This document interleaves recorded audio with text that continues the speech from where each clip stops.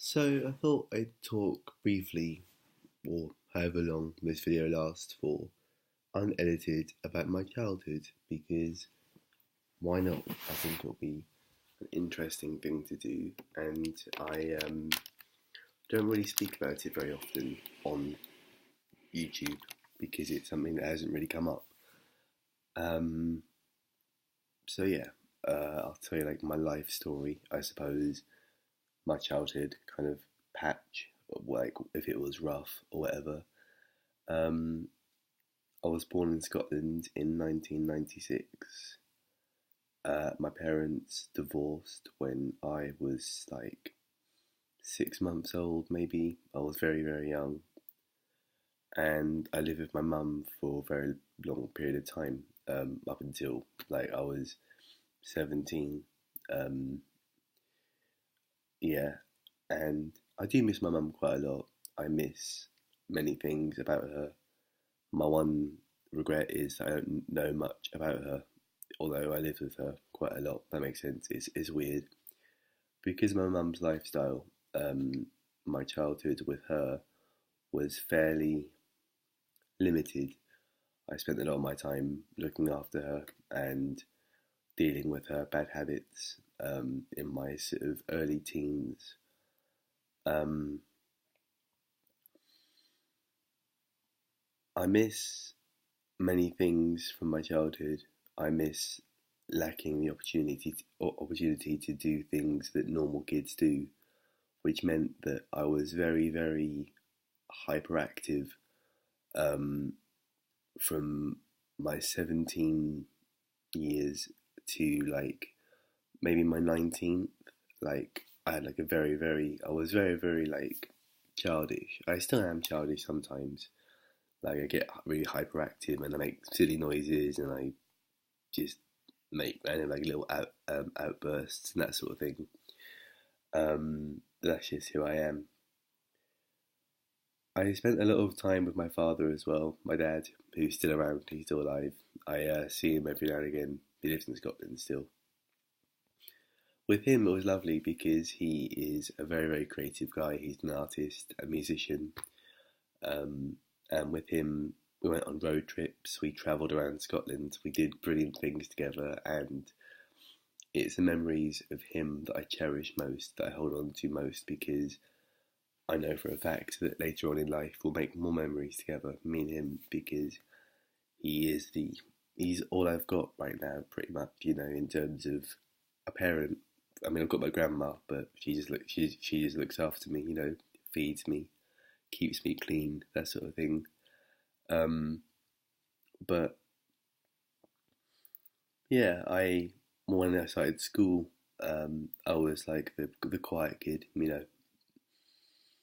I had pretty serious anger management issues when I was younger, like in year seven. Um, like I went to a private school which was very, very quiet. It was very, very, um, you know, tight and lovely and small, very posh. Fountain pens, writing like joined up handwriting. And then I went from that school to a public school and started using biros and that sort of thing, and became like a proper Essex boy. But I was the weird kid. I was the weird quiet kid, and um, I got bullied pretty heavily, which led to the anger management issues. I used to make a scene. I used to do this thing when I used to like just storm out the classroom, just storm out, just leave, because I wanted attention. I was an attention-seeking little shit when I was younger. That actually started when I was in primary school, like in year three. I I used to do this thing when I used to throw myself on the floor in front of someone to make it look like they've thrown me on the floor because I wanted attention, I suppose. Um, yeah, and in school I was again. It's like the chronological order is like jumping around and stuff like that, but going back to my childhood, like actually being a kid. Um, I lived with my mum again, like I just said, but she had like different boyfriends, and um, I made friends, and I made friends with her boyfriends, daughters and sons, and yeah. But I've never really been part of a proper family, like mum, dad, married together, a wholesome family. Um, I saw a lot of things that I regret when I was younger. Like there's one story that um, I'll go into briefly. Sorry. Um, I remember being, I must have been about 6, maybe. I'm not too sure. Lying in my mum's room, and beforehand, I let my cat out to go and play in the outside, and I closed the door, but it wasn't deadlocked, which meant that someone from the outside could get in. Big mistake, but hey, I was 5 or 6. I was very, very young. Still living in Scotland at this point. I moved here about 10 years ago. Um, I went upstairs, fell asleep, woke up. I looked outside, and there was a lady holding a knife, and she was talking to someone. And she looked at me and saw me. I didn't know what to do at that point. Again, I was 5 or 6, so I didn't really know what to do in that situation. So I just sort of hid underneath the covers. 3 minutes later, I hear screaming from downstairs. And I just remember, like, just hearing my mum screaming and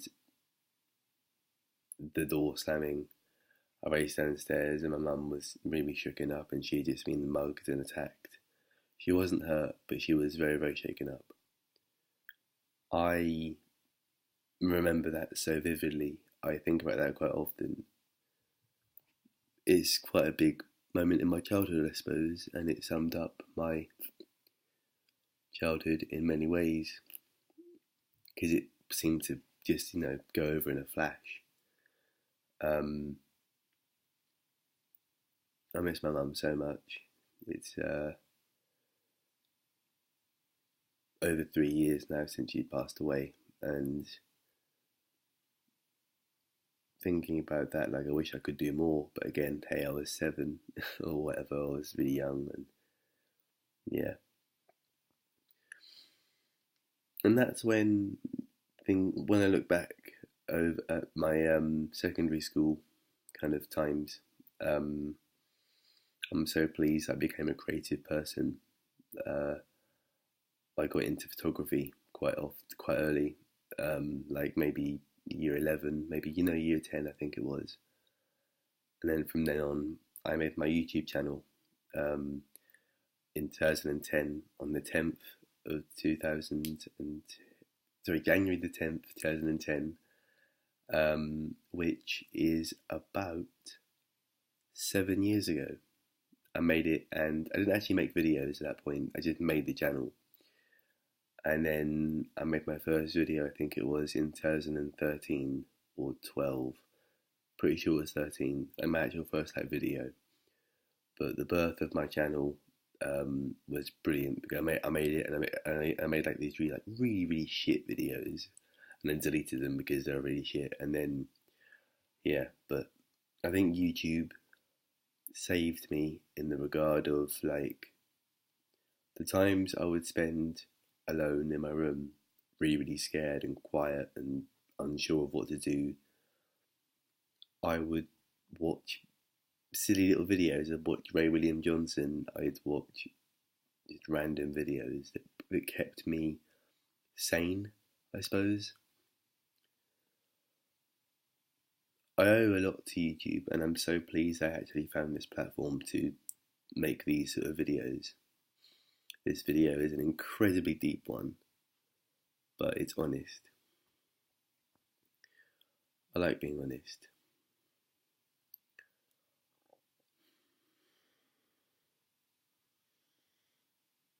I try not to dwell on the past too much, but the past is what makes us who we are right now. And I look back at all those times in my childhood when I felt so lonely and I felt so scared, and I just want to tell myself when I was younger, which I can go back in time and just say to little Sam, dude, it will get better. You'll meet people, you'll fall in love, you'll have your heart broken, you'll fall in love again, and you'll know it's real love. One girl will catch you with a hook and show you so many wonderful things. And right now, I think that person always will be, in my opinion, will be Charlotte. I owe a lot of my life to her. She has saved me from dark thoughts. She doesn't even know it. I haven't really speak about my dark thoughts quite often because I try and keep them hidden, because it's what I've taught myself to do. But I want this year to be a stepping stone for myself where I can be more honest with her about my mental health and more honest with myself about my mental health. Like if I'm feeling depressed, I can just say, mate, Sam, you're depressed. Stop crying or whatever. And I want to help Charlotte as well for her mental health as well, because mental health is such an important thing. And I want to help you guys as well. I'm not very good at replying, but we all need to listen to each other, because we have these ears for a reason. We have these lips for a reason. You have to use them and talk to each other and tell each other that it's going to be okay or whatever, and be honest. Life is good, and I just want everyone to know that. I want Charlotte to know that. I want myself to know that. We have a reason to be, and I don't know. This video's gone on for a bit too far, there. It's gone on for too long.